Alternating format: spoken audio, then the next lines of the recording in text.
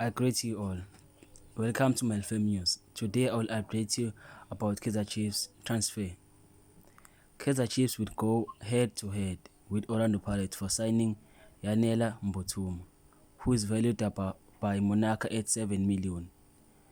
Kaizer Chiefs has made Stellenbosch Fanta Basedaka their top defense target this coming season. Kaizer Chiefs have entered the race alongside Mamelodi Sundowns and Wydad Casablanca to sign Mailula. Toroko FC may consider selling him around 10 million. Kaizer Chiefs are showing an interest in signing selling point centre back Thabo Mosaines this coming winter. Kaizer Chiefs do not enter land Kosimpile Ngcobo to live on a loan in the winter. If you want more news about Kaizer Chiefs, kindly subscribe to my channel.